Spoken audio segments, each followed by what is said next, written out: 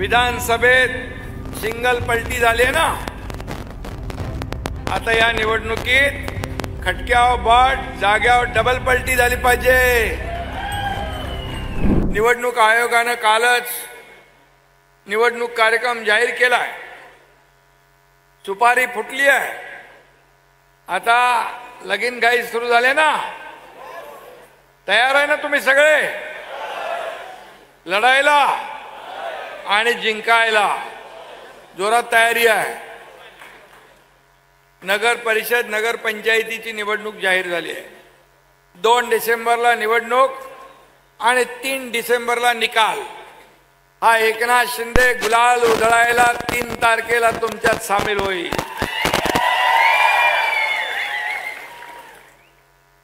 विधानसभेत सिंगल पलटी झाली ना।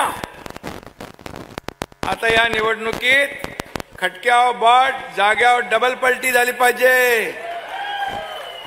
काय होणार की नाही? तसंच आहे ना कोल्हापूरमध्ये, खटका आणि जाग्यावर पलटी, टांगा पलटी घोडे फरार। आणि यावेळी सुट्टी द्यायची नाही, एकदम विषय हार्ड करून टाका। आणि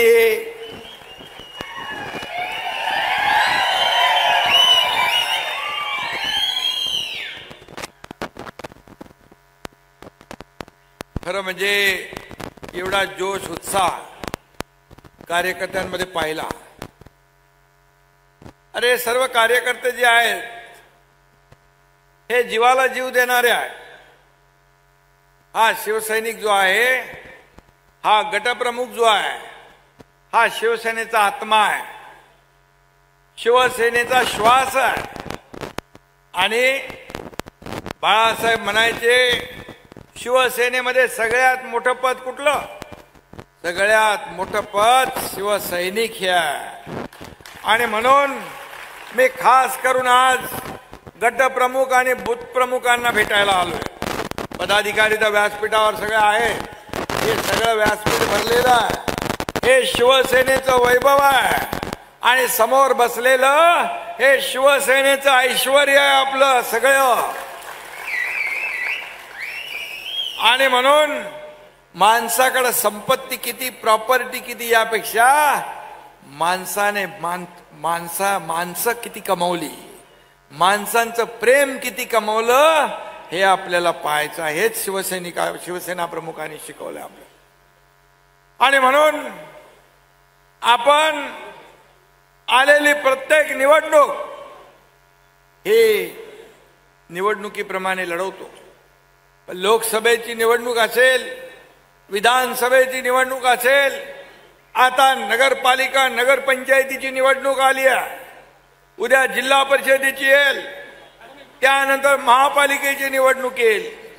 सगळ्या निवडणुकांमध्ये आपल्याला महायुतीचा भगवा फडकवायचा आहे। भगवा फडकवायचा, फडकवणार ना? इथं धैर्यशील माने आहे,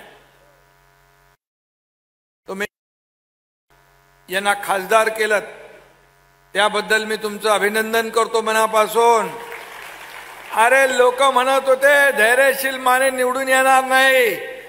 या तुमच्या एकनाथ शिंदेला तुमच्यावर विश्वास होता, तुमच्या ताकदीवर विश्वास होता आणि सांगितलं धैर्यशील माने निवडून आल्याशिवाय राहणार नाही। आणि आज खासदार म्हणून आज आपल्यामध्ये काम करतायत।